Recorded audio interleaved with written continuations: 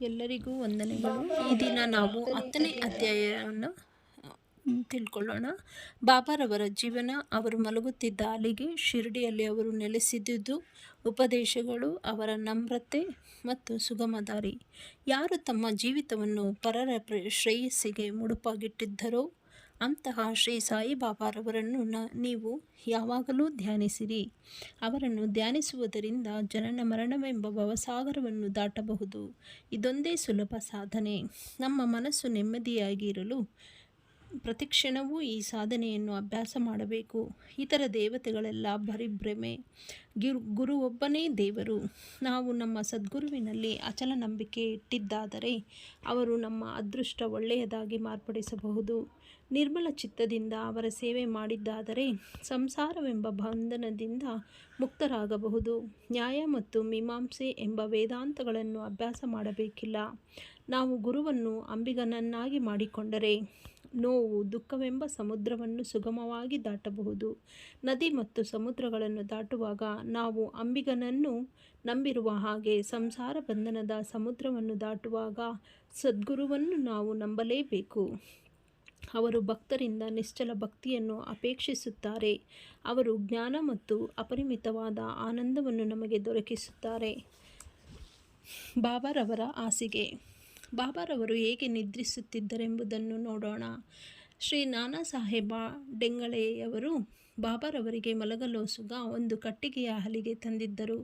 ಅದನ್ನು ನೆಲದ ಮೇಲೆ ಇಟ್ಟು ಮಲಗುವ ಬದಲು ಬಾಬಾರವರು ಚಿಂದಿ ಬಟ್ಟೆಗಳನ್ನು ಹಗ್ಗದಂತೆ ಸುತ್ತಿ ಹಲಗೆಯನ್ನು ಮೇಲ್ಛಾವಣಿಯಿಂದ ಎತ್ತರದಲ್ಲಿ ತೂಗು ಹಾಕಿ ಉಯ್ಯಾಲೆಯಂತೆ ಮಾಡಿಕೊಂಡು ಅದರ ಮೇಲೆ ನಿದ್ರಿಸುತ್ತಿದ್ದರು. ಉಯ್ಯಾಲೆಯ ಹಲಿಗೆಯ ಭಾರವನ್ನು ತಡೆಯಲಾರದೆ ಕಿತ್ತು ಬೀಳುವ ಹಾಗೆ ತೋರುತ್ತಿತ್ತು. ಆದರೆ ಬಾಬಾರವರ ಲೀಲೆ ವಿಸ್ಮಯಕಾರಕ. ಹಲಿಗೆಯ 4 ಮೂಲೆಗಳಲ್ಲಿಯೂ 4 ಬಣಂತಿಗಳನ್ನು ಹಚ್ಚಿ ಇಡುತ್ತಿದ್ದರು. ಅವರು ಹಲಿಗೆಯ ಮೇಲೆ ಹೇಗೆ ಹತ್ತಿ ಕುಳಿತುಕೊಳ್ಳುತ್ತಿದ್ದರು, ಹೇಗೆ ಕೆಳಗಿಳಿದು ಬರುತ್ತಿದ್ದರು ಎಂಬುದು ಯಾರಿಗೂ ತಿಳಿದಿರಲಿಲ್ಲ. ಎಷ್ಟೋ ಜನರು ಇದನ್ನು ಪರೀಕ್ಷಿಸಲು ಬಂದು ವಿಫಲರಾಗಿದ್ದರು. ಈ ಚಮತ್ಕಾರವನ್ನು ಪರೀಕ್ಷಿಸಲೋಸುಗ ಒಂದು ದಿನ ಮಸೀದಿಯಲ್ಲಿ ಜನ ನೆರೆದರು. ಇದನ್ನು ಕಂಡ ಬಾಬಾರವರು ಉದ್ರಿಕ್ತರಾಗಿ ಹಲಗೆಯನ್ನು ಚೂರು ಚೂರು ಮಾಡಿ ಬಿಸುಟಿದ್ದರು. ಬಾಬಾ ಅಷ್ಟಸಿದ್ಧಿಗಳನ್ನು ತಮ್ಮ ಹತೋಟಿಯಲ್ಲಿಟ್ಟುಕೊಂಡಿದ್ದರು. ಅವರು ಅವುಗಳನ್ನೇನೂ ಅಭ್ಯಾಸ ಮಾಡಿರಲಿಲ್ಲ. ಜನ್ಮತಃ ಅವು ಅವರ ಕರಗತವಾಗಿದ್ದವು. ಸಗುಣ ಬ್ರಹ್ಮ. ಬಾಬಾರವರು ಸಾಮಾನ್ಯ ಮನುಷ್ಯರಂತೆ ಕಂಡುಬಂದರೂ ಅವರು ಪ್ರತಿಯೊಬ್ಬರ ಆತ್ಮದಲ್ಲಿಯೂ ವಾಸವಾಗಿದ್ದರು. ಬಾಹ್ಯದಲ್ಲಿ ಜನರ ಯೋಗಕ್ಷೇಮವನ್ನೇ ಚಿಂತಿಸುತ್ತಿದ್ದರು. ಭಕ್ತರಿಗೋಸ್ಕರ ಬಾಹ್ಯದಲ್ಲಿ ಅವರು ಅನೇಕ ಆಶೆ ಆಕಾಂಕ್ಷೆಗಳನ್ನು ವ್ಯಕ್ತಪಡಿಸುತ್ತಿದ್ದರು. ಅಂತರಂಗದಲ್ಲಿ ಅವರು ಶಾಂತಿಯ ಪ್ರತೀಕವಾಗಿದ್ದರು. ಬಹಿರಂಗದಲ್ಲಿ ನಿರಂತರ ಕೆಲಸ ಮಾಡುವ ವಿಲಕ್ಷಣ ವ್ಯಕ್ತಿಯಂತೆ ವರ್ತಿಸುತ್ತಿದ್ದರು. ಅಂತರಂಗದಲ್ಲಿ ಅದ್ವೈತವನ್ನು ಪ್ರೀತಿಸುತ್ತಿದ್ದರು.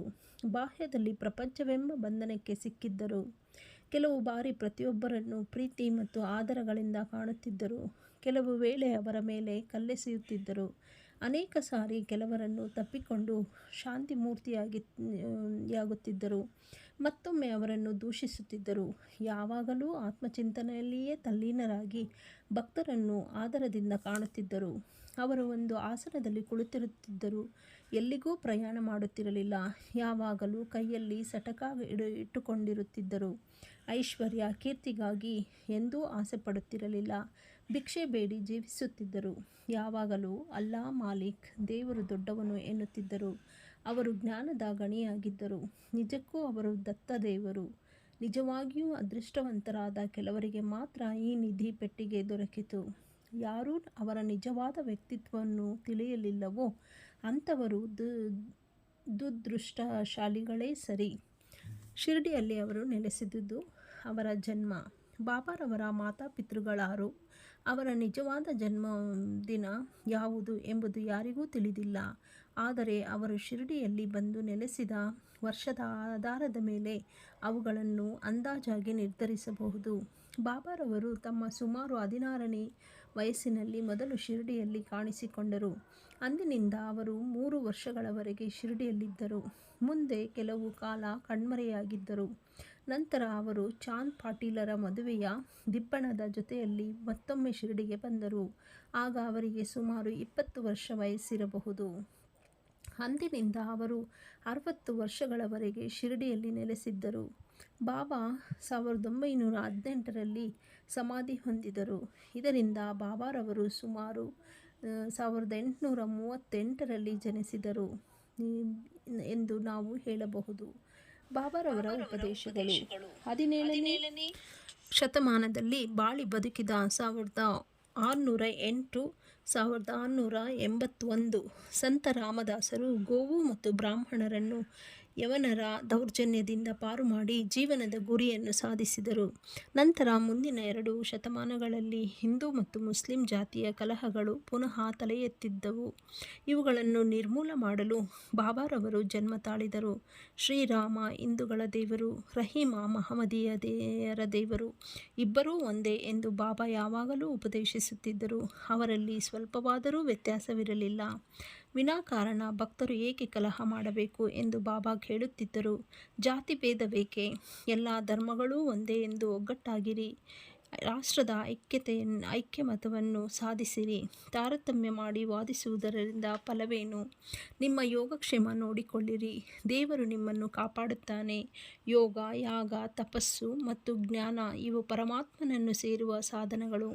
ಇವುಗಳಲ್ಲಿ ಯಾವುದಾದರೊಂದನ್ನು ನೀವು ಸಾಧಿಸದಿದ್ದರೆ ನಿಮ್ಮ ಜನ್ಮ ನಿಸ್ಸಾರ್ಥಕ. ಯಾರಾದರೂ ನಿಮಗೆ ಅಹಿತ ಮಾಡಿದರೆ ತಿರುಗಿ ಅಹಿತ ಮಾಡಲು ಹೋಗಬೇಡಿ. ಬೇರೆಯವರಿಗೆ ಏನಾದರೂ ನಿಮಗೆ ಮಾಡಬೇಕೆಂದೆನಿಸಿದರೆ ಒಳ್ಳೆಯದನ್ನು ಮಾಡಿ ಎಂದು ಸಾಯಿಬಾಬಾ ಅನ್ನುತ್ತಿದ್ದರು. ಸಂಕ್ಷಿಪ್ತವಾಗಿ ಇದು ಬಾಬಾ ಅವರ ಉಪದೇಶ. ಅದು ಭೌತಿಕ ಮತ್ತು ಆಧ್ಯಾತ್ಮಿಕ ವಿಷಯಗಳಲ್ಲಿ ನಮಗೆ ಸಹಾಯವಾಗುತ್ತದೆ. ಸದ್ಗುರು ಸಾಯಿಬಾಬಾ ಗುರುಗಳು ಅನೇಕರಿದ್ದಾರೆ. ಕೆಲವರು ತಂಬೂರಿ ತಾಳಗಳನ್ನು ಹಿಡಿದುಕೊಂಡು ತಮ್ಮ ಆಧ್ಯಾತ್ಮಿಕತೆಯನ್ನು ತೋರ್ಪಡಿಸುತ್ತಾ ಮನೆ ಮನೆಗೂ ಅಲೆಯುತ್ತಾರೆ. ತಮ್ಮ ಶಿಷ್ಯರಿಗೆ ಮಂತ್ರಗಳನ್ನು ಉಪದೇಶಿಸಿ ಅವರಿಂದ ದ್ರವ್ಯವನ್ನು ಸುಲಿಗೆ ಮಾಡುತ್ತಾರೆ. ಧರ್ಮ ಮತ್ತು ಮತಬೋಧಕರೆಂದು ಹೇಳಿಕೊಂಡು ಅವರು ಸ್ವತಃ ನೀತಿಬಾಹಿರರೂ ಅಧರ್ಮಿಗಳೂ ಆಗಿರುವ ಎಷ್ಟೋ ಜನರಿಲ್ಲ. ಆದರೆ ಬಾಬಾರವರಲ್ಲಿ ಇಂಥ ಡಾಂಬಾಚಾರವಿರಲಿಲ್ಲ. ತಮ್ಮ ಭಕ್ತರಲ್ಲಿ ಅವರಿಗೆ ಅಪರಿಮಿತವಾದ ಪ್ರೀತಿ ಇದ್ದಿತು. ಗುರುಗಳಲ್ಲಿ 2 ವಿಧ, ನಿಯತ್ ಮತ್ತು ಅನಿಯತ್. ಮೊದಲನೆಯವರು ತಮ್ಮ ಉಪದೇಶಗಳಿಂದ ನಮ್ಮಲ್ಲಿ ಒಳ್ಳೆಯ ಗುಣಗಳನ್ನುಂಟು ಮಾಡಿ ನಮ್ಮ ಆತ್ಮವನ್ನು ಶುದ್ಧಿ ಮಾಡಿ ಮುಕ್ತಿ ಮಾರ್ಗದ ಪಥದಲ್ಲಿ ಕೊಂಡೊಯ್ಯುತ್ತಾರೆ. ಎರಡನೆಯವರು ನಮ್ಮಲ್ಲಿ ಕಲಹ ಮತ್ತು ಭೇದ ಭಾವ ಹುಟ್ಟುವಂತೆ ಮಾಡುತ್ತಾರೆ. ಆದರೆ ಯಾವ ಗುರುವು ನಮ್ಮ ಆತ್ಮವನ್ನು ನಮ್ಮಲ್ಲಿ ದೃಢಪಡಿಸಬಲ್ಲನೋ, ಯಾವ ಗುರುವು ಸಂಸಾರ ಸಾಗರದಿಂದ ನಮ್ಮನ್ನು ದಾಟಿಸಬಲ್ಲನೋ ಅವನೇ ಸದ್ಗುರು. ಸಾಯಿಬಾಬಾ ಇಂತಹ ಸದ್ಗುರುಗಳಾಗಿದ್ದರು. ಅವರ ಯೋಗ್ಯತೆ ವರ್ಣನಾತೀತವಾದದ್ದು. ಯಾರಾದರೂ ಅವರ ದರ್ಶನ ಪಡೆಯಲು ಹೋದಾಗ ಅವರು ಸ್ವತಃ ಕೇಳದೆಯೇ ಇದ್ದರೂ ಅವರ ಇಂದಿನ ಮತ್ತು ಮುಂದಿನ ಆಗುಹೋಗುಗಳೆಲ್ಲವನ್ನೂ ಹೇಳುತ್ತಿದ್ದರು. ಸಮಸ್ತ ಜೀವ ರಾಶಿಗಳಲ್ಲಿಯೂ ಅವರು ದೈವತ್ವವನ್ನು ಕಂಡಿದ್ದರು. ಸ್ನೇಹಿತನಾಗಲಿ ಶತ್ರುವಾಗಲಿ ಅವರಿಗೆ ಇಬ್ಬರೂ ಒಂದೇ. ದುಷ್ಕರ್ಮಿಗಳಲ್ಲಿಯೂ ಅವರು ಪ್ರೀತಿ ತೋರಿಸುತ್ತಿದ್ದರು. ಯಾವುದೂ ಅನುಮಾನಕ್ಕೆ ಅವರಲ್ಲಿ ಆಸ್ಪದವಿರಲಿಲ್ಲ. ದೈಹಿಕವಾಗಿ ಅವರು ವರ್ತಿಸಿದರೂ ಅವರಿಗೆ ನಿಜವಾಗಿಯೂ ದೇಹದ ಸಂಬಂಧ ಇರಲಿಲ್ಲ. ಶ್ರೀ ಸಾಯಿಬಾಬಾ ಅವರನ್ನು ದೇವರೆಂದು ಪೂಜಿಸಿದ ಜನಕೋಟಿಯೇ ಧನ್ಯ. ಊಟ ಮಾಡುವಾಗಲೂ, ಪಾನೀಯಗಳನ್ನು ಸೇವಿಸುವಾಗಲೂ, ಕೆಲಸದಲ್ಲಿ ನಿರತರಾಗಿ ಇರುವಾಗಲೂ ಅನವರತವೂ ಸಾಯಿಬಾಬಾ ಅವರನ್ನು ಸ್ಮರಿಸಿ ಅವರ ಲೀಲೆಗಳನ್ನು ಆಡುತ್ತಿದ್ದರು. ಶಿರಡಿಯ ಮಹಿಳೆಯರಿಗೆ ಬಾಬಾರೆಂದರೆ ಅನಂತ ಪ್ರೀತಿ. ಬಾಬಾರವರ ಮೇಲೆ ಹಾಡುವುದನ್ನು ರಚಿಸಿ ಅವರು ಇಂಪಾಗಿ ಹಾಡುತ್ತಿದ್ದರು. ಹಾಡುಗಳು ಹೊರಹೊಮ್ಮುವುದು ಬುದ್ಧಿಯಿಂದಲ್ಲ, ಪ್ರೀತಿಯಿಂದ. ನೈಜವಾದ ಹಾಡು ಪ್ರೇಮದ ಪ್ರತೀಕ. ಈ ಜಾನಪದ ಹಾಡುಗಳನ್ನು ಸಂಗ್ರಹಿಸಿ ಸಾಯಿಲೀಲಾ ಮಾಸಿಕದಲ್ಲಿ ಅಥವಾ ಒಂದು ಪುಸ್ತಕ ರೂಪದಲ್ಲಿ ಪ್ರಕಟಿಸಬಹುದು. ಬಾಬಾರವರ ನಮ್ರತೆ. ದೇವರಿಗೆ ಷಡ್ಗುಣಗಳಿವೆ ಎಂದು ಹೇಳಲಾಗಿದೆ. ಅವು ಯಾವುವೆಂದರೆ ಕೀರ್ತಿ 1ನೇದು, 2ನೇದು ಐಶ್ವರ್ಯ, 3ನೇದು ವಿರಕ್ತಿ, 4ನೇದು ಜ್ಞಾನ, 5ನೇದು ವೈಭವ ಮತ್ತು 6ನೇದು ಉದಾರತೆ. ಬಾಬಾರವರಲ್ಲಿ ಈ ಗುಣಗಳೆಲ್ಲವೂ ಇದ್ದವು. ಭಕ್ತರಿಗೋಸ್ಕರ ಬಾಬಾ ಅವತಾರ ತಾಳಿದರು. ಭಕ್ತರನ್ನು ತಮ್ಮೆಡೆಗೆ ಆಕರ್ಷಿಸಿದ ಅವರ ಅದ್ವಿತೀಯ ಪ್ರೇಮ ಮತ್ತು ದಯೆ ಅತ್ಯಾಶ್ಚರ್ಯಕರವಾದುದಾಗಿದೆ. ವಾಗ್ದೇವಿಯೂ ಸಹ ಉಚ್ಚರಿಸಲಾಗದಂತಹ ಮಾತುಗಳನ್ನು ಬಾಬಾ ತಮ್ಮ ಭಕ್ತರಿಗೋಸ್ಕರ ಉಚ್ಚರಿಸುತ್ತಿದ್ದರು. ಬಾಬಾ ಒಂದು ಸಾರಿ ಈ ರೀತಿ ಹೇಳಿದರು: ನಾನು ನಿಮಗೆ ಋಣಿ. ನಿಮ್ಮ ದರ್ಶನದಿಂದ ನಾನು ತೃಪ್ತನಾಗಿದ್ದೇನೆ. ನಿಮ್ಮ ಪಾದಗಳನ್ನು ನೋಡಿ ನಾನು ಧನ್ಯನಾದೆ. ಇದೆಂತಹ ನಮ್ರತೆ! ಇದನ್ನು ಪ್ರಕಟಿಸುವುದರಿಂದ ಬಾಬಾರವರಿಗೆ ಅವಮಾನ ಮಾಡಿದಂತೆ ಎಂದು ಕೆಲವರು ಯೋಚಿಸಿದರೆ, ನಾವು ಕ್ಷಮೆ ಕೇಳುತ್ತೇವೆ ಮತ್ತು ಪ್ರಾಯಶ್ಚಿತ್ತ ರೂಪವಾಗಿ ಅವರ ನಾಮವನ್ನು ಆಡುತ್ತೇವೆ. ಬಾಬಾ ಅವರು ಲೌಕಿಕದಲ್ಲಿ ಎಲ್ಲರಂತೆ ಆಶೆ ಆಕಾಂಕ್ಷೆಗಳನ್ನಿಟ್ಟುಕೊಂಡಿದ್ದರೂ ಅವು ಸಹ ಅವರಿಗೆ ಅದರಲ್ಲಿ ಅಭಿರುಚಿ ಇರಲಿಲ್ಲ.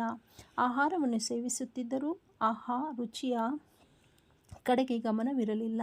ನೋಡುತ್ತಿದ್ದರೂ ಸಹ ಯಾವ ವಿಧವಾದ ಮೋಹ ತೋರಿಸುತ್ತಿರಲಿಲ್ಲ. ಶ್ರೀರಾಮ ಭಕ್ತ ಹನುಮಾನರಂತೆ ಅವರು ಅಜನ್ಮ ಬ್ರಹ್ಮಚಾರಿಗಳಾಗಿದ್ದರು. ಯಾವುದರಲ್ಲಿಯೂ ಸಂಪರ್ಕವಿಟ್ಟುಕೊಂಡಿರಲಿಲ್ಲ. ಶುದ್ಧ ಸ್ಮೃತಿಯುಳ್ಳವರಾಗಿ ಅವರು ಕರುಣಾಮಯಿಗಳೂ ಮತ್ತು ನಿಸ್ವಾರ್ಥಿಗಳೂ ಆಗಿದ್ದರು. ಇದನ್ನು ಪ್ರತಿಪಾದಿಸುವ ಉದಾಹರಣೆ ಈ ರೀತಿ ಇದೆ.